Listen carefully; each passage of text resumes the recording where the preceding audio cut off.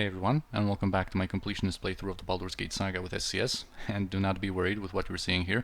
This is of course not where we left off in our last episode, but in this one we're going to largely focus on Mazzy's quests, and like I mentioned, I prepared a special separate save so that we can show one of them, the one that starts in front of the copper coronet, and one that would be bugged for us in our normal save, and I'm going to explain more about that a little later.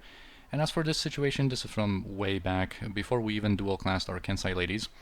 But anyway, let's proceed. So here we have Gorf the Squisher, and if you remember from Baldur's Gate 1, from near the end of the game, in the Undercity, in front of the Temple of Baal, we were confronted by a party led by Raven, and they actually had an ogre named Gorf with them. And here we have a half-ogre, I guess, with the nickname the Squisher, addressing Mazzy here. Baby paladin, girl play dress up like big warrior. Go home to dolls. This big Gorf's world. I show you a difference in wimpy halfling punch and Gorf squishy hit. Watch me. Hold my beer. He just destroys that bystander. See difference, little nothing? I can stand by and take your insults to myself, but now you have struck an innocent merely to dishonor me. I demand satisfaction, brutish fool. And they're just going to set up a duel inside the copper coronet in the fighting pit over there. I shall be their oaf. How dishonorable! The boorishness of the large people never ceases to amaze me. And this guy is fine. And apparently, I guess he wants to see the fight himself as well. Anyway, inside, even though in this save, of course, everything is going to work fine, we still need to pay a little bit of attention to execute the correct sequence of actions here, so that we showcase everything that this quest has to offer. And some of its mechanics are still a little screwy. For example, the first thing we want to do is have Mazzy announce that she has arrived for the duel, but she is not actually going to initiate that conversation unless there is also our protagonist nearby, for whatever reason. Right, there she goes.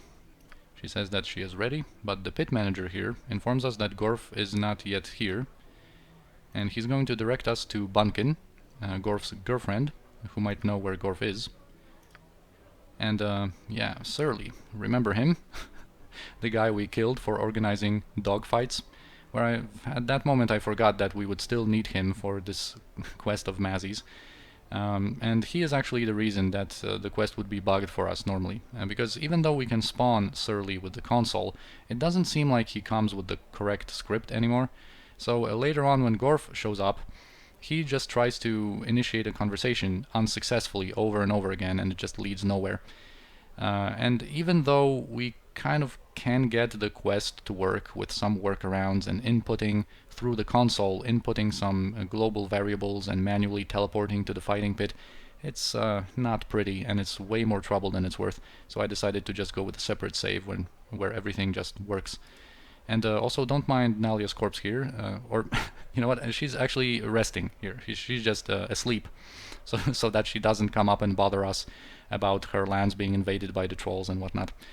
Alright, now let's, since we're here, let's also showcase Salvanas's efforts to seduce Mazzy this time, calling her his little chestnut.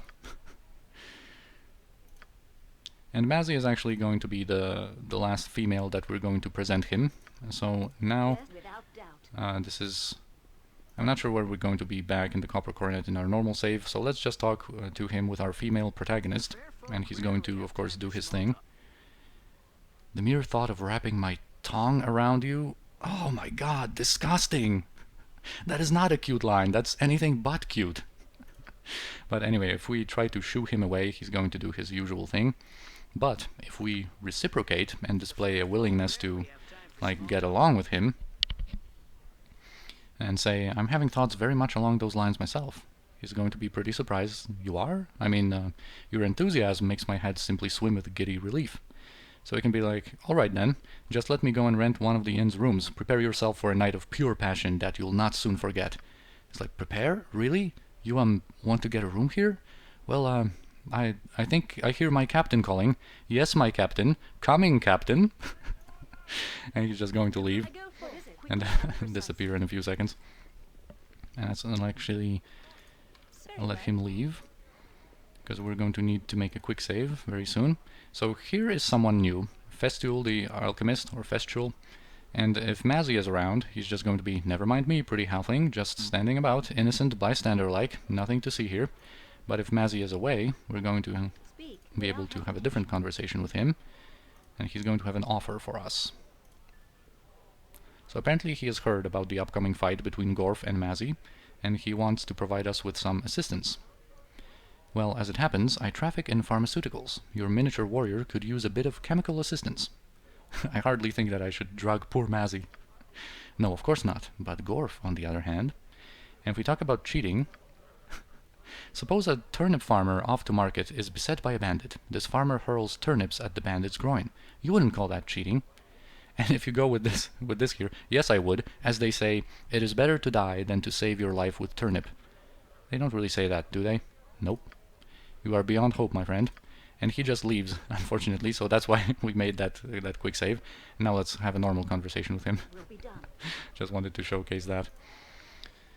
So anyway, we talk about some chemical assistance on Gorf. And he says, now suppose there is an innocent halfling who just wanted to pit fight, but an ogre stood in her way.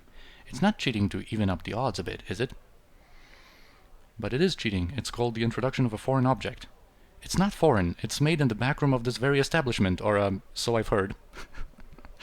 Alright, so let's get down to business. I just may have some of said drug in my cloak pocket. If only I had some gold to dislodge it. It's quite a tight fit in there. It's a big bottle. I guess that 500 gold would do it. It can't be that big. I'm sure if you pulled at it, 300 gold would suffice.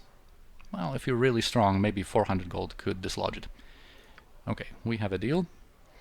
And he also suggests talking to Bunkin. And yeah, now we have this potion.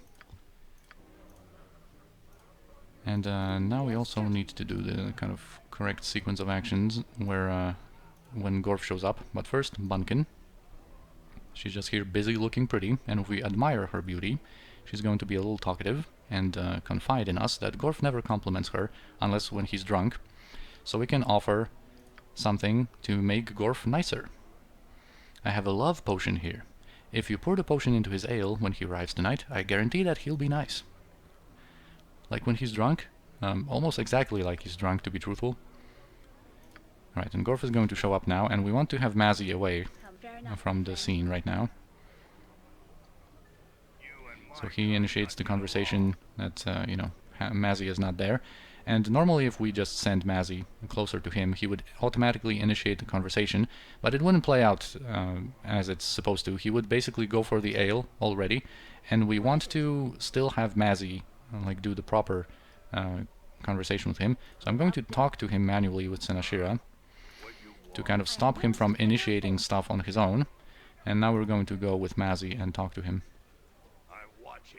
Alright, little girly warrior here. You ready? Go splat.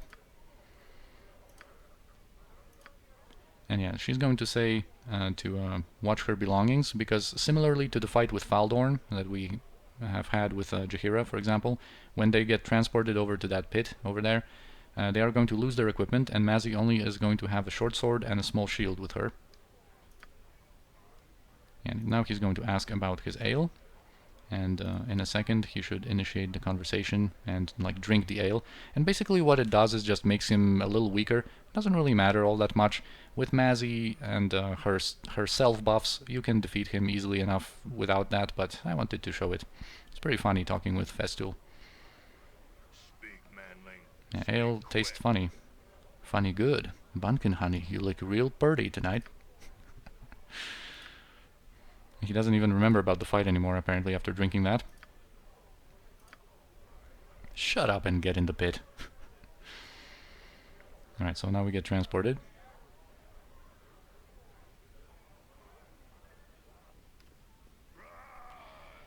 Alright, and Mazzy has the short sword, small shield. And we want to haste her first.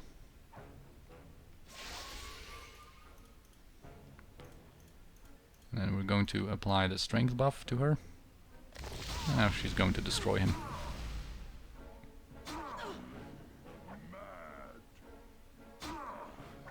Well, he's putting up quite a fight here. Alright, boom, explodes in the end. Sire? There. Virtue has won the day for once. If hopefully the lesson has been pounded into the Loud's head. Well, considering that he has just exploded, I say that, yes. Although it's probably not going to stay with him. And that's it. So we get 2,500 experience for killing Gorf, and then 5,000 experience for just doing this quest, and that's all there is to it. So it's very insignificant, and although we kind of miss out on doing that on our normal save, and here's Mazzy's equipment, you know, it's not a big deal. It's basically nothing. Alright, so now we can actually begin the episode from where we left off. Here is our episode 65 start. Yes? And here we are ready to do some other things with Mazzy involved. First we're going to go to the bridge district and have a little stop Certainly. in the 5 flagons. Actually, we can just teleport our guys. And yeah, we're going to say hi to a couple of people. And also we can already do this. We're going to speed up her other quest. Normally it would take a little bit of time before this this person would approach Mazzy. So here we have Dano Fairfoot, being glad that he has found Mazzy. And they mention Pala. You have to save her. I didn't mean to do it. I bought a love potion from Wallace, from the peddler at the market square. I just wanted her to love me. She only had a sip of it and she collapsed. Dano, you fool, you need no potion. She's always loved you. You must go to her. Where is she? So the Mazzy, the Fenton family has a home in Trademeet, and that's where we're going to need to go. But who are these halflings, Pala and Dano? Pala is Mazzy's sister, and Dano is her betrothed. She may be dying. We must go to her. Right, so we will do so. But first, like I said, the 5 flagons. And now that we have Mazzy in our party, there's going to be some unique conversations to be had here. Fair enough, my friend. So first we can talk to Belle here. Hello there. And she is going to have one where she's going to talk about Mazzy. Hello there. Don't be difficult, Hello please. Just do what you're supposed to do. Hello there. Okay, there it is. I've heard you can fight like a caged tiger. I tip my sword to you. You're a credit to women and to halflings both. Thank you, I suppose, although I would rather be known for my virtue and honor. Good response. Alright, now when we talk to Samuel, he's going to recognize Mazzy. Apparently they know each other. Samuel apparently was the greatest fighter of Highdale, and he used to be an adventurer. He's going to ask about Patrick and her adventuring group, and of course Mazzy is going to have to give him the grim news. Of course, as always, you know, I'm clicking through not too quickly so that you can pause and read everything in detail. Well, I have you to thank, Senashira, for saving my favorite halfling paladin. Here, a pair of my old adventuring boots. More use to you than me. And he says to say hello to Thalia, his wife, and we are going to do so. She is the last person here with the a little unique conversation. And from him we got another pair of the boots of stealth. And we're not going to have any use for them, we're going to sell them. We already have one pair used by Kiranai, and even she is going to eventually get rid of her boots of stealth. Alright, so here's Thalia. Yeah, I see you're retired from the life then. She means the adventuring life. Alright, and now we can go to Trademeet and see what's up with Pala and Dano. Without hesitation.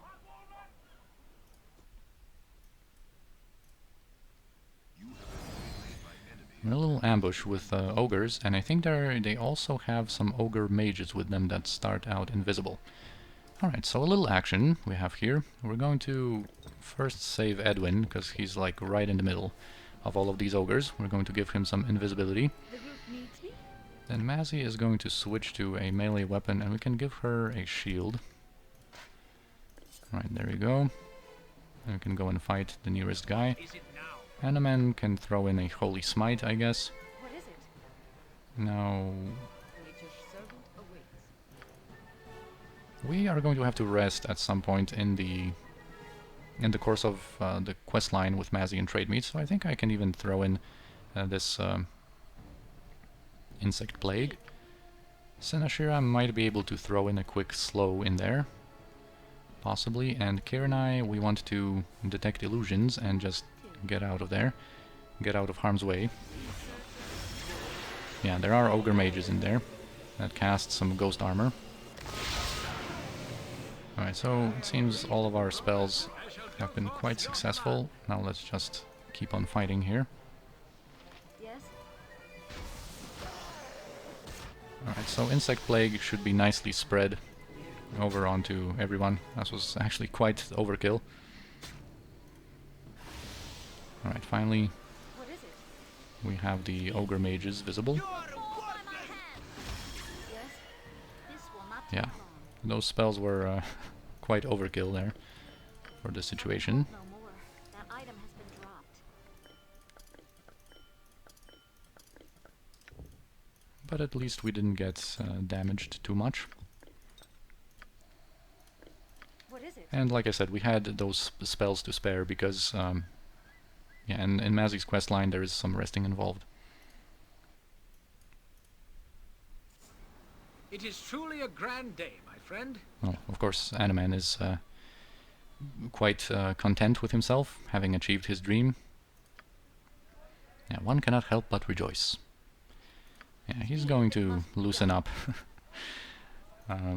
He's going to change a bit, like we've mentioned in the previous episode.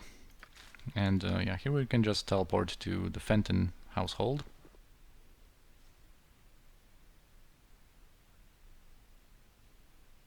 Something amiss?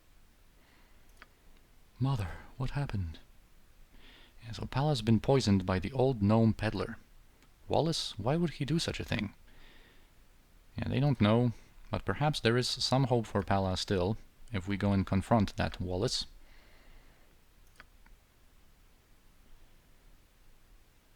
And we will search the town and depart forthwith. We already know where Wallace resides. Yes? Yeah, so he's apparently oblivious as to what happened. Like, murdered? What do you speak of? The potion that you sold Dano is poison. Nothing can cure her. She's been in a coma since she had a sip of it. He would never do such a thing, he promises.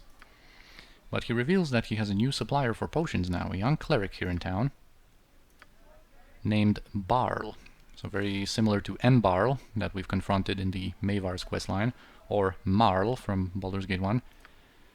He had no idea about those potions being faulty somehow. Yeah, any responsible businessman would be sure that his products were safe. You should have tested those potions upon yourself and die first. But anyway, as you can see, these love potions, man, they don't quite work as advertised, do they? So yeah, we're going to go to the Temple of Wokin and talk with Overgold Renwellin, which is of course a very similar name to just Wellin, the child spirit that we referenced yet again for some reason. And we're going to see what's up with that guy Barl. I am listening. Speed, it will be done. I welcome you with outstretched hands. This is a pretty good line. Shut up and listen, old man. We know your buddy Barl's been poisoning people, and we're gonna kill him. Oh, I'm not going to talk to him like that. Evil among us? Surely you must be mistaken. Barl is a terrible acolyte, I admit, but I shouldn't think him to be evil. We can of course explain the situation. Barl's privacy must be respected, but if it clears things up, perhaps I could search his chambers. Yeah, so he's going to go and take a look. I welcome you with outstretched hands. Perhaps your idea is not so ludicrous after all. I have found some suspicious paraphernalia in Barl's chambers, an alchemy set and a symbol of Talona, the Lady of Poison. Members of the faith have strayed during Joaquin's absence, but never to these sort of depths. I know not what to say, Mazzy. Let us summon Barl and see what he has to say about this.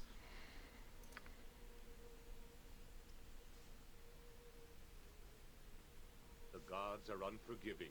Fool. Fool. I have just returned from your chambers. What do you think it is that I found? You should have never entered my chambers, old man.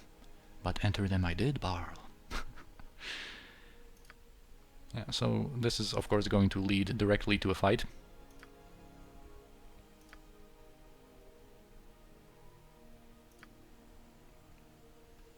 You will not take me alive, halfling wench.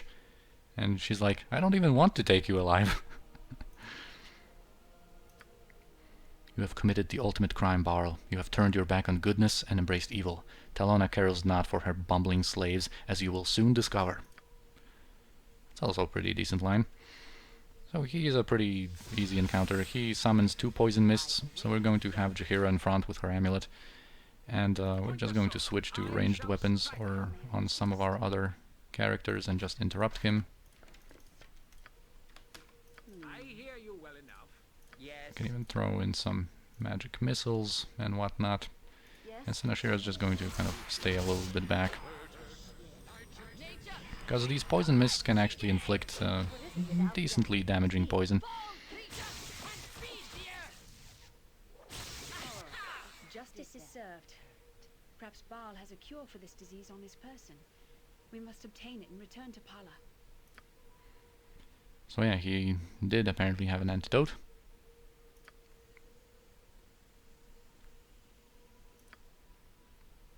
And we're going to get transported back immediately. Or automatically. So yeah, there is a chance that Pala is going to be saved. So let's see. We have no choice but to use that potion he had on his person. She breathes easier, and color returns to her features. May be working. Praise the heavens. Yeah, if all goes well, I shall be ready to leave when Pala awakens again. I shall understand, however, if you cannot wait. But we are going to wait. Take care of your sister. We will return. So yeah, in a day's time, Mazzy is going to be available to recruit her again, and although this is basically the end of her quests, we are going to let this play out the good way. So in the meantime, we don't really have anything that we could really do and that would progress just a little time, so let's just go to Viatris and take a day off here. I don't think we need to rearrange any of our spells for the next big adventure, so we're just going to talk to... Oh, you know what? Ah, I've made a mistake. Mazzy had 2 unidentified items which I could have identified with our glasses now that we're going to rest anyway, but it's not a big deal. Alright, so anything for the heroes of trade meet. We can treat ourselves, take a day off, rest 3 times, and this is going to progress a little bit of time for later, when we want to visit our strongholds again and receive the next batch of quests. And now Mazzy is going to be ready. It's going to turn out that, of course, the cure worked, and everything is going to be fine. Speak. Certainly. Welcome back. I'm ready to leave if you are. Well, Pala is better, I see. Yeah.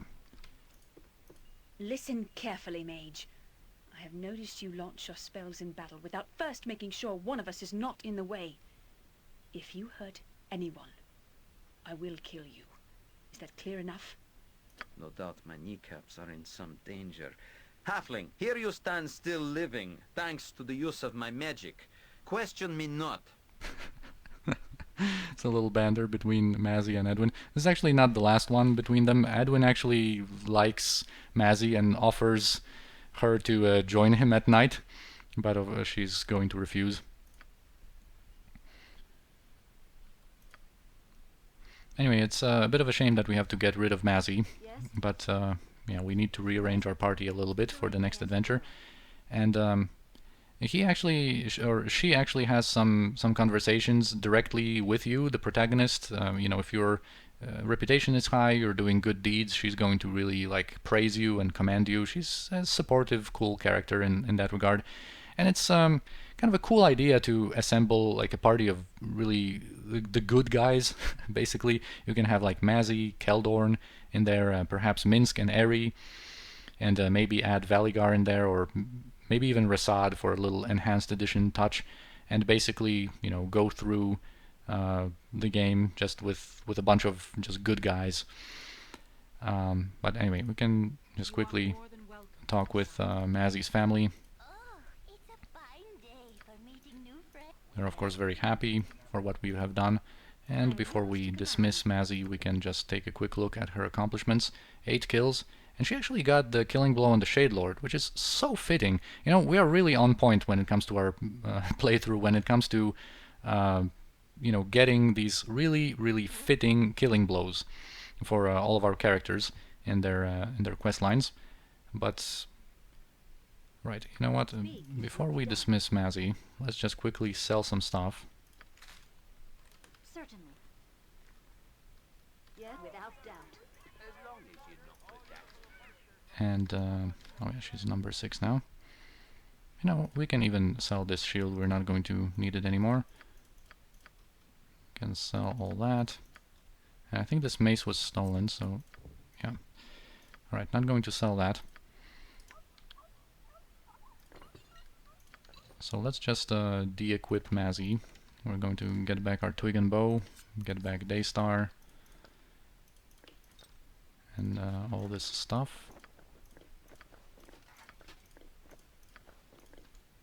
Right, you still have some space. We can leave her with her own bow and her special sword, and that's going to be it. So thank you, Mazzy, for your services, and farewell. Are you sure that you wish me to leave? There is still much good that we need to accomplish in this place. Yeah, so she's going to go back to What is it? her home in Trademeet, if we ever need her again, which we won't. And now we need to go back to Athkatla and assemble the party as we want it for the next adventure. And for that we're going to have to go to the Temple District and get back Keldorn. Without hesitation. And with Keldorn, when you actually come here, you can actually ask him about the Order of the Radiant Heart and have a little information, and basically about what the order is and what it is about, what are the values that the knights are trying to uphold and whatnot. Greetings, greetings! I wasn't sure I should see your face again, but the gods work in mysterious ways, don't they? What brings you to the Radiant Heart today? You can ask him to allow us to learn more of the order.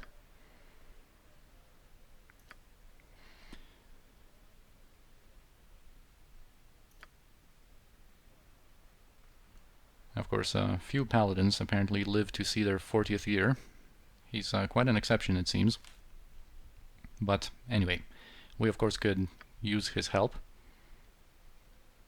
Milady. Alright, and now we have Keldorn back. We have everyone we need What is it that for the must be next done? big journey. And also our time. I think we can even Speak. start out that one quest. And let's just give Keldorn some stuff now.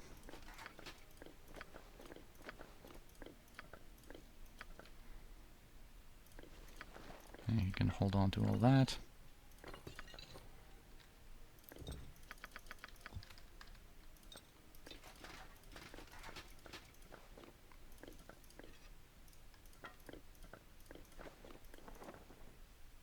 Yes? Alright, now we are ready. So, believe it or not, there's not that many like things to do left before progressing the main story and going into the next chapter. There's just a few things. And you know what, I think it would be better to just leave the next big adventure just for the next episode. We don't have much time left in this one. So I'm going to cut it here, and next time we're going to go to Windspear Hills and engage in a pretty big adventure, pretty cool one.